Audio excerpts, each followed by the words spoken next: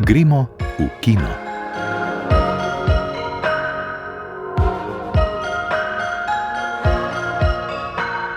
Lepo pozdravljeni v naši tedenski filmski oddaji. Včeraj se je v Rotterdamu pričel že 55. mednarodni filmski festival, eden največjih v Evropi. Pogledali bomo, kaj festival prinaša letos. Na Tržaškem filmskem festivalu, ki se je sklenil pretekli konec tedna, pa je nagrado Vzhodna zvezda prejela režiserka Ildiko Enjedi. Režiserko je pred mikrofon povabila Ingrid Kovač-Brus. Posvetili se bomo tudi novemu filmu Olma Omerzuja z naslovom Nehvaležna bitja ter ocenili filma To je rob Gregorja Andolška in DJ Ahmed Georgija M. Unkovskega. Vabljeni v našo družbo.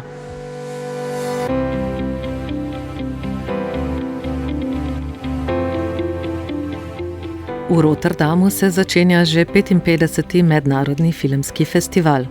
Letošnja retrospektiva festivala, ki bo potekal od 29. januarja do 8. februarja, je posvečena počastitvi plodne kariere egiptovskega filmskega režiserja Marwana Hameda, pri čemer bo na festivalu premiero doživel tudi njegov film El Set iz leta 2025, biografija egiptovske pevke in igralke Kulthum.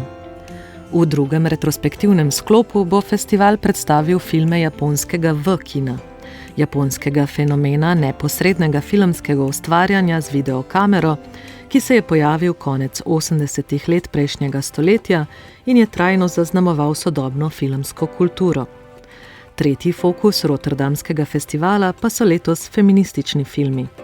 V programu Prihodnost je zdaj bodo predstavili filme ženskih avtoric iz različnih obdobij, pri čemer bodo izpostavili avtorice, države in prakse, ki so bile v preteklosti premalo raziskane, še posebej avtorice animiranih filmov. V programu bo tako prikazan tudi kratki animirani film Urške Đukić in Emily Pižar, Babičino seksualno življenje iz leta 2021. V osrednjem tekmovalnem programu Tiger, kjer najdemo nove, drzne filmske glasove z vsega sveta, bo letos 12 svetovnih premier celovečernih filmov. V tekmovalnem programu Big Screen, ki tradicionalno povezuje popularni, klasični in umetniški film, ter je namenjen podpori distribucije nominiranih filmov na Nizozemskem, pa prav tako 12 filmov. V tekmovalnem programu kratkih filmov Tiger se bo tokrat predstavilo 22 naslovov. Med njimi tudi slovenska manjšinska koprodukcija Veter v krila, hrvaške režiserke in scenaristke Sonjeta Rokić. Slovenska koproducentka je Katja Lenarčič iz produkcijske hiše Manjana. Na festivalu bo letos predstavljen tudi prvi sklop posebnega filmskega sklada za spodbujanje in financiranje filmskih del razseljenih filmskih ustvarjalcev, Displacement Film Fund, v okviru katerega je s pomočjo štipendij nastalo 5 kratkih filmov. Med njimi filmi uveljavljenih imen, kot so ukrajinska avtorica Marina Ergorbač, iranski režiser Mohammad Rasulov in afganistanska režiserka Shaharbanu Sadat. V tekmovalnem programu Big Screen Competition najdemo tudi film dansko-srbske režiserke Marjane Janković z naslovom Dom. V njem skozi oči 6-letne Maje, ki se iz Jugoslavije preseli na Dansko, spremljamo družino, ki se znajde v novem svetu, kjer si mora na novo zgraditi življenje. Toda Danska še zdaleč ni tako prijazno zatočišče, kot si je družina sprva predstavljala. Film govori o vsem, kar starši pustijo za seboj, da bi svojim otrokom omogočili boljše življenje. In dejstvu, da se otroci v novem okolju pogosto znajdejo bolje kot oni sami. Režiserka je bila enako stara kot Maja, ko je njena družina zapustila domači kraj in odšla na evropski sever. Njena izkušnja je navdihnila že njen večkrat nagrajeni kratki film Maja, s filmom Dom pa je želela pripoved o tistih, ki v tujini iščejo boljši jutri, razširiti. Marjana Janković. To se nekako sve desilo sa tim što sam ja osjetila neku potrebu da ispričam priču Vse to se je zgodilo, ker sem čutila potrebo, da povem zgodbo generacije mojih staršev, delavcev, ki so odšli v iskanju boljšega življenja, da bi lahko svojim otrokom omogočili boljše življenje. Pri tem pa so sebe postavili na stranski tir. In kaj je bilo pri upodabljanju generacije njenih staršev režiserki najbolj pomembno? Jedna stvar, što je bio neki pokret, ceo moj pokret potrebe za ovim je... Ena od stvari, ki je bila zame pri snemanju tega filma ključna, je bilo dejstvo, da na nas kot migrante, kajti sama sem migrantka, vsi gledajo enako. Ne glede na to, katere vere ste, iz katere kulture izhajate in od kod prihajate, ste samo še en migrant. To je nekakšno breme, ki ga nosite s seboj vse življenje. Ste migrant, vendar imate tudi svoje zasebno življenje in zgodbe, ki ste jih prinesli s seboj. Marjana Janković je po izobrazbi igralka in v filmu tudi sama odigra eno od vlog, vlogo odrasle deklice Maje.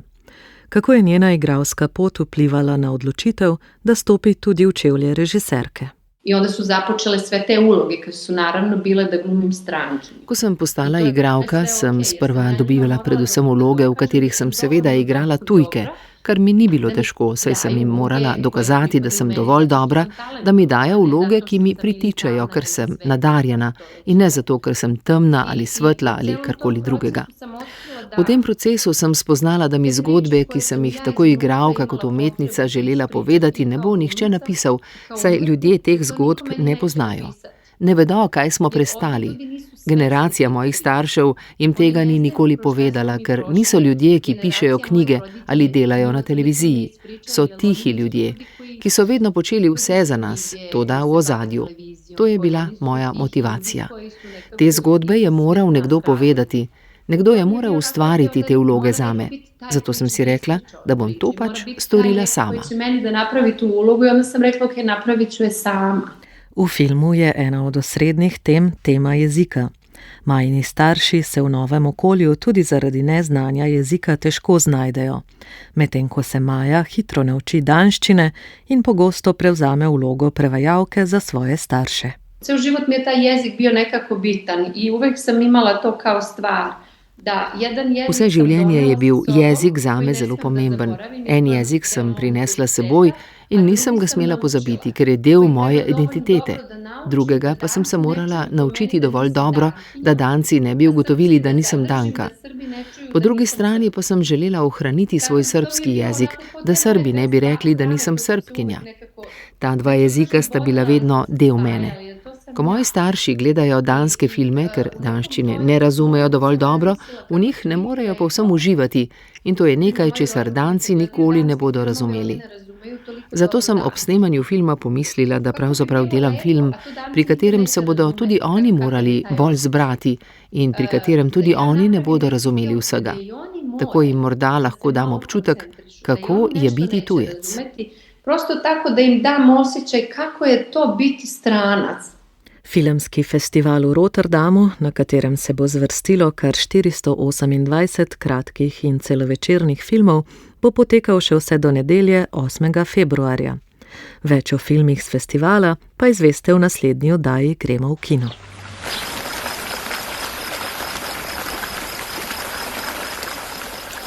Prejšnjo soboto se je v Trstu končal poseben festival, ki polni kinodvorane s skrbnim izborom srednje- in vzhodnoevropskih filmov. Kratkih, dokumentarnih, eksperimentalnih, igranih. Velika zmagovalka festivala in dobitnica nagrade Trst za najboljši film je postala Kukla. Njen film Fantasy, ki ga je delno posnela prav tam, je prejel tudi nagrado filmskega portala Cine Europa. Na zaključnem večeru v gledališču Roseti pa je nagrado prejela tudi madžarska režiserka Ildiko Enjedi, nagrado za življenjsko delo, imenovano Vzhodna zvezda. Še pred podelitvijo nagrad se je z njo srečala Ingrid Kovač-Brus.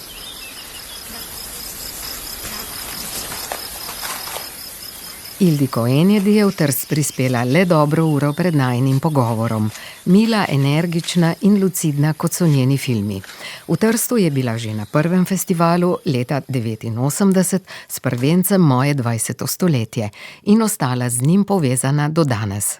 It is a small festival and they are good and Trieste is a very good festival. To je majhen festival, je pa ekipa zelo dobra in zato je dober tudi festival. Ima neko moč, ki je res veliki festivali nimajo. Čutiš, da je pomemben za ekipo, za mesto, da vsako leto raziščejo tisto najboljše in pokažejo filme, ki jih osrednji festivali niso. Režiserka, ki so jo že z njenimi prvimi filmi vzljubili največji festivali, se je na vrhuncu svoje kariere za skoraj 2 desetletji umaknila v televizijsko ustvarjanje. Potem pa se je leta 2017 vrnila s filmom O telesu in duši in zanj dobila zlatega berlinskega medveda.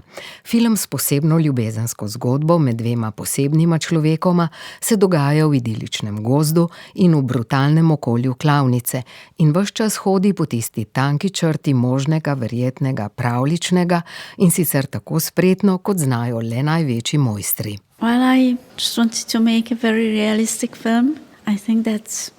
Nič drugega nisem želela kot posneti zelo realističen film. Mislim, da je to resničnost, da vzporedno v času obstajata nedoumljiva lepota in nedoumljiva krutost. S tem je težko živeti. Neizmerno težko je ostati normalen sredi dveh radikalno nasprotnih si sil in si ob tem ustvariti teksturo za vsakodnevno življenje.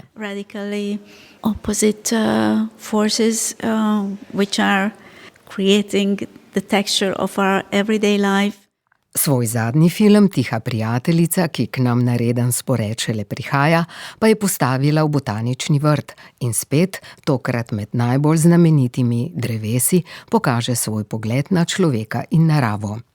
All the humans in this film are somehow outsiders. Vsi ljudje v filmu so na neki način obstranci in tudi vse rastline v botaničnem vrtu, ki je glavna lokacija v filmu, so obstranke. Tam ne rastejo, ker bi se tako odločile. Tja so jih prinesli ljudje. Botanični vrt je podoben živalskemu vrtu. Je plod človeške moči in volje. Rastline tu ne morejo imeti tako imenovanega normalnega družabnega življenja, ker so jih drugo ob drugo posadili ljudje. In celo med temi rastlinami raste ginko, drevo, ki je živ fosil in je skoraj izumrl pred 6 milijoni let in je popoln obstranec. Na popolnoma drugačen način se razmnožuje. Ima radikalno drugačno spolno življenje kot druge rastline, ki danes živijo na zemeljski obli. V Evropo in drugam je prispel pred manj kot 300 leti. Actually to the rest of the world, not even 300 years ago. In kako Ildiko Enjedi, dobitnica tržaške nagrade Vzhodna zvezda, vidi vzhodnoevropski film danes? As much as I can judge, because I am not a specialist, is not in the best shape. Kolikor lahko sodim, ker nisem specialistka, ni v najboljši formi, ker je deležen političnih pritiskov, ki se kažejo v financiranju. Na neki način je nikogaršnja zemlja, vmesen teritorij, ki ni niti dovolj eksotičen. Kljub velikemu upanju leta 1989 se ni približal Zahodu. V nekih pogledih se je od njega celo odmaknil. V svojih filmih nisem nikoli obravnavala tega območja. Sem režiserka z močnimi vzhodnoevropskimi koreninami in identiteto. A to ni tema mojih filmov. Sledim le tistemu, kar me divje zanima.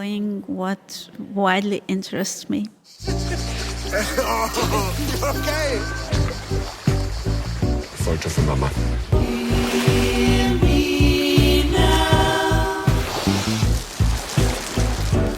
Prosim če, Klavo. Nehvaležna bitja so 4. celovečerec na Češkem živečega slovenskega režiserja Olma Omerzuja.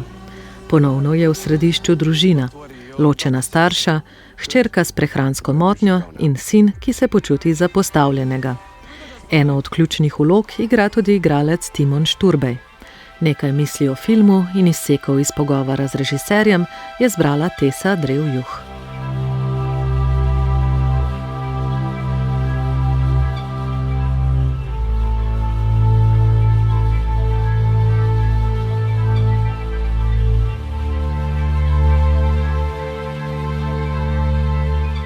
Film Nehvaležna bitja nas popelje v kamp na enega od jadranskih otokov. Spoznamo očeta, tega igra irski igralec Barry Ward, ki je bil tudi v vlogi izvršnega producenta filma, in njegova otroka, anoreksično hčer in sina, ki se ves čas jezi na oba, ker ne dobi dovolj pozornosti. Potem takem idilično prizorišče in malo manj idilična situacija družine. Zakaj se je Olmo Omerzu odločil tematizirati motnjo zavračanja hrane, torej odklon od osnovne človekove potrebe? Ko se starši znajdejo v situaciji, ker dejansko imajo občutek neke totalne brezmoči, kaj vse so sposobni narediti, v bistvu, kako daleč so sposobni iti, da bi v bistvu rešili življenje svojega otroka. In tukaj se mi je v bistvu prehrambena motnja, anoreksija zdela v bistvu zanimiva glih v tem smislu, da je to nekaj, kar lahko odraža situacijo staršev, lahko odraža neko krizo, sama bolezen. V istem trenutku se oni preizprašujejo v bistvu, na kakšen način so lahko oni sprožili to bolezen ali ne. Po drugi strani pa ta film ne govori zdaj, da so tle konkretni razlogi za to bolezen izhajajo iz družine, tako da izpostavlja zelo kompleksno vprašanje. Film gradi na ustvarjanju občutka brezizhodnosti. Obenem liki, ki jih spremljamo, iščejo rešitve in najdejo nekaj zelo neprimernih. Oprijeti so se pripravljeni vsake najmanjše bilke. Hčerka si želi ljubezni, svoje strategije ima tudi sin, njuna starša pa ne upoštevata nobene moralne meje. To, kar se je meni zdelo zanimivo pri samem pisanju, da v bistvu te rešitve, ki so na nek način zelo moralno sporne, prinašajo v bistvu, kako bi se temu reklo, dobre rezultate. Tako kot v smislu, da lahko tudi laž pozdravi na nek način sam odnos, izboljša se zdravstveno stanje hčerke, na nek način družina se ponovno poveže, sicer na koncu se vseeno stvari drugače spet razpletejo, ampak tle se mi je zdelo čisto nekako, ko smo pisali ta scenarij, mene v bistvu nekako moralno provociralo, kako se te situacije so se lahko razvijale na način, da v bistvu laž lahko funkcionira tudi zdravilno. Tudi pri samih vajah se mi je zdelo zelo zanimivo, v bistvu, kako laž lahko deluje zelo človeško, v bistvu, oziroma kako so te liki lahko zelo človeški, ko lažejo. Mogoče ravno zato, ker na nek način se pokažejo te njihove slabosti ali pač neka človeškost v bistvu. Po drugi strani imam pa občutek, da te moje liki niti nimajo nekega uvida v tem smislu, kaj bi bile lahko boljše rešitve na nek način. Oni dejansko v bistvu grejo v ta nek ekstrem, zato ker ne vidijo v bistvu boljše izbire, ne vidijo boljše rešitve, kako reagirati v dani situaciji. V Nehvaležnih bitjih smo priče prehodu med dvema zelo različnima tipoma prostorov. Prvi del je postavljen na Jadran, v odprt svetov prostor, drugi del pa se odvija na Češkem v prostorih domov in bolnišnic, ki jih definirata zaprtost, utesnjenost. Film se prav tako pomika med žanri. Režiser družinsko dramo ves čas dopolnjuje s komičnimi prvinami, spogleduje se z žanrom trilerja, tudi romantične drame in v gledalcu tako do samega konca ohranja pričakovanje razpleta napetega dogajanja. Ja, v bistvu to mi je bilo zanimivo, nekako to neko tonalno prehajanje, tudi malenkost med žanri, igrati se z nekim pričakovanjem gledalca, potem pa uporabljati zasuke. Nekako se mi je zdelo v bistvu čisto zanimivo se tudi tako nekako pripovedno sprostiti, pa veliko nekih dogem, pa nekih stvari, ki si drugače človek ima občutek, da v nekem arthouse filmu se naj ne bi uporabljali. Se mi je zdelo zanimivo v bistvu glih nagovoriti gledalca na ta način. Olmu Omerzuju in ekipi je v Nehvaležnih bitjih v veliki meri uspelo ujeti zeitgeist naše dobe. Zanimivo je, da je režiserja desetletje po družinskem filmu spet pritegnila z družinsko celico povezana tematika. Pa meni je zanimiva družina v bistvu najbolj zaradi tega, ker na nek način se mi zdi, da v nekem malem prostoru odraža družbo, v kateri živimo. Pri tem filmu se mi zdi, da na nek način mi je to najbolj uspelo, mogoče ravno zato, ker so mogoče te osnovne teme, glih te neke ta manipulacija, pa kako se v bistvu iz malih laži razvijajo v neke pač resnično velike nevarne laži. Tako da se mi zdi, da se čisto v nekem političnem smislu da to zelo dobro prenesti na nek čas, v katerem živimo. Po drugi strani je pa to tudi nek prostor nekih meni zanimivih v bistvu čist odnosov ali pa razmišljanj. Ena izmed takih osnovnih idej, predno sem začel pisati to zgodbo, je bila, da sem naenkrat dobil občutek, da so na nek način otroci in starši ne morejo v resnici poznati nikoli na nek način, tako kot se lahko partnerji. Ravno zato, ker je med njimi pač prvič starostna razlika nekih teh pozicij, v kateri so. In to se mi je zdelo zanimivo v bistvu in sem začel potem razvijati to idejo za sporočili, ker ne nočem zdaj povedati točno, kako se odvijajo v tem filmu, ampak so zelo pomembna v bistvu. Se mi je zdelo na nek način zanimivo ustvariti trenutek v filmu, kjer starši vidijo svojega otroka v čist drugi luči, kot so ga pripravljeni videti ali pa kot so ga sposobni videti. Istočasno pa ta neka resnica začne odkrivati tudi neko resnico o njih samih. Tako da velike tudi neke zanimive patologije, mogoče patologija je tudi neka premočna beseda, ampak nekih manjših stvari, ki so mi pomembne v bistvu ali pa so mi blizu.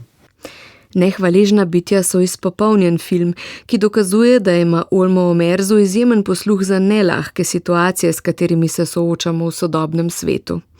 Obenem se ne boji raziskovanj filmskih prijemov. Vsakič znova mu uspe ustvariti zelo dinamičen film, ki si ga je užitek ogledati. Režiser, ki je do zdaj vse svoje 3 celovečerce posnel v češčini, je napovedal, da bo naslednji film posnel v Sloveniji. Pričakujemo z zanimanjem. To je rob! To je rob! Umaril boš! Pa kakšen rob, tiho! Meni so moža ugrabili klej pred hišo. To je Rob Gregorja Andolška, je slovenska komična kriminalka, v kateri si absurdne situacije sledijo ena za drugo. Kot čarodej s poškodovano roko in njegov zavarovalniški agent ugrabita direktorja zavarovalnice. O filmu premišljuje Igor Harp.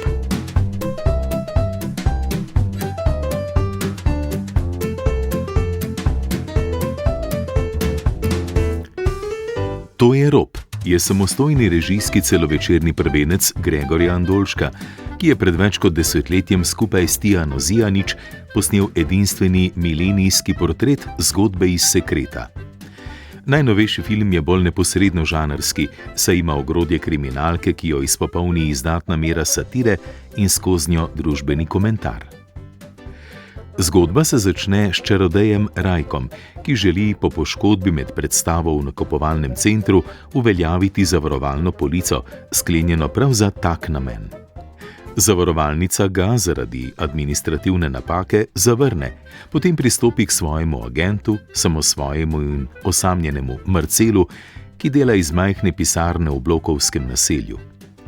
Marcel se razhudi in se odloči posredovati, vendar tudi on naleti na gluha ušesa birokratov, kar ga še bolj podžge. Z Rajkom, ki po večini samo pasivno spremlja svojega vse bolj maničnega agenta, gresta vse do vrha, do samega direktorja zavarovalnice, potem ga v trenutku obupa ugrabita. A tudi direktor je v škripcih, saj ga zaradi malverzacij preiskuje finančna uprava, tako da policija pravzaprav misli, da je pobegnil in da je ugrabitev samo krinka. Močna stran filma so številni dobro razviti liki, saj izvemo nekaj zgodbe in zgodovine tudi denimo direktorjeve žene, naključnega zavarovalničarja in kriminalistov, ki preiskujeta ugrabitev. Najbolj izstopa Gregor Čušin v vlogi Marcela, ki lik oživi s kopico nevsakdanjih in po večini komično prikupnih posebnosti, od pohrkavanja do navdušenja nad narodno-zabavno glasbo. Dober vtis pustita tudi Matej Puc in Tjaša Železnik kot neuravnoteženi policijski dvojec s potencialom za lastni film, vendar ima To je Rob tudi številne pomanjkljivosti. Te po večini izhajajo iz scenarija, saj se v drugi polovici filma tempo upočasni in prepogosto zavije na tangente, ki dogajanje prepočasi pomikajo naprej. To je sicer najbrž nastavek za končno razkritje, ko film predstavi dobesedne strice iz ozadja, kar je sicer ljubek štos, vendar niti približno ne tako huronski, kot se je najbrž zdelo avtorjem filma ob pisanju scenarija. To je Rob ima zanimivo in aktualno premiso, boj človeka proti birokratskemu sistemu včasih vse večje prekarizacije in rastoče neenakopravnosti. Z zavarovalnico premišljeno izbere tarčo v času, ko družba nejevoljno in z vse večjim ogorčenjem spremlja, kako poskušajo zavarovalnice privatizirati zdravstvo. Še toliko bolj, ker obstaja vse več dokazov z druge strani Atlantika, kako slabo se lahko to izide za običajne ljudi, kar je nenazadnje bojda tudi privedlo do umora direktorja zdravstvene zavarovalnice Briana Thompsona sredi New Yorka in iz osumljenega Luigija Mangioneja naredilo ljudskega junaka. A film je nastal pred tem incidentom in čeprav dogajanje v tek spravi podobno občutje, si s koncem ne drzne iti tako daleč, temveč se raje odloči za prej omenjeni veličastni zaključni štos. Tako občinstvo iz kinodvorane pospremita smeh in absurdnost teh podob, namesto da bi se spraševalo, kaj se je zalomilo v delovanju sveta in kako to popraviti. Sanki başka bir yer, başka bir dünya. V slovenskih kinih lahko te dni ujamete tudi film DJ Ahmed, makedonskega režiserja Georgija M. Unkovskega. Komično dramo o 15-letnem pastirju Ahmetu iz odmaknjene makedonske vasice, ki se svojo strastjo do elektronske glasbe zoperstavi konservativni vaški skupnosti, si je ogledala Gaja Pešelj.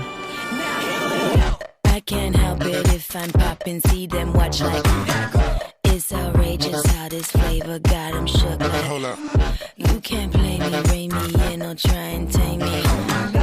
I feel fabulous. Večkrat nagrajeni najnovejši celovečerni film makedonskega režiserja in scenarista Georgija M. Unkovskega, DJ Ahmed, ki ga je bilo moč videti tudi na lanskem ljubljanskem filmskem festivalu, ima skoraj pravljično zasnovo.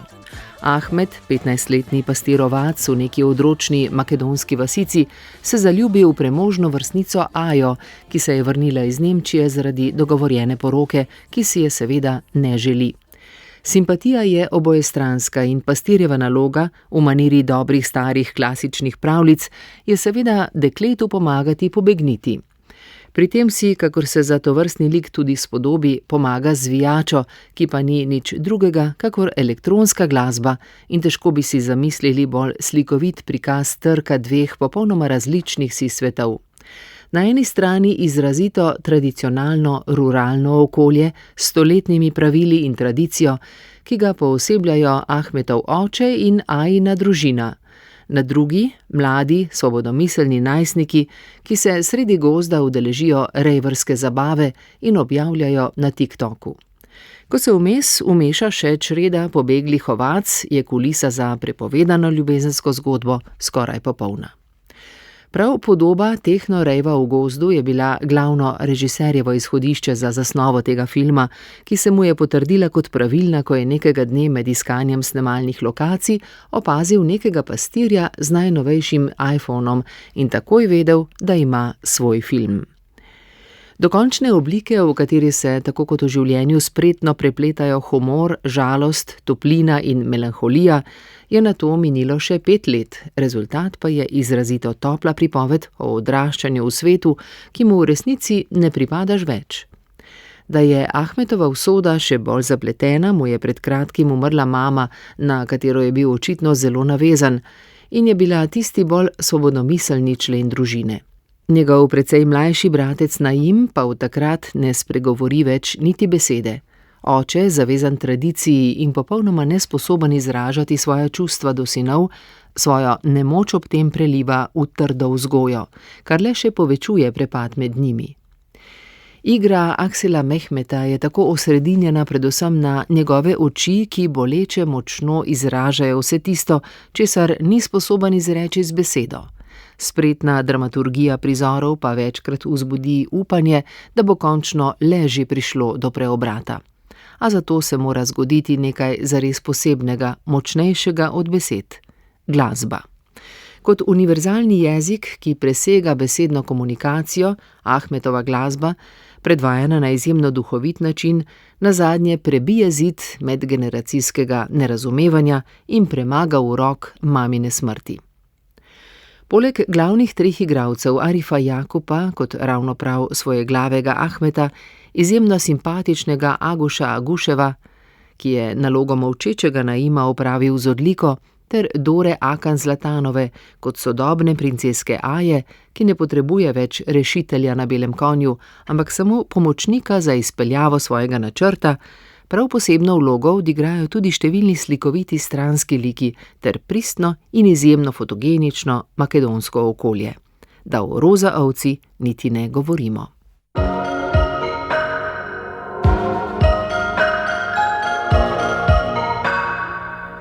To je bila oddaja Gremo v kino. Čaka vas v vaši aplikaciji za podcaste in na spletnih straneh Radia Slovenija. Pripravili smo jo Tina Ogrin, Tesa Drev-Juh, Ingrid Kovač-Brus, Gaja Pešelj, Igor Harb, Maja Mol, Dejan Kaloper, Franci Moder in Petra Meterc. Vabljeni k poslušanju naše filmske oddaje spet prihodnji teden. Lep pozdrav in srečno!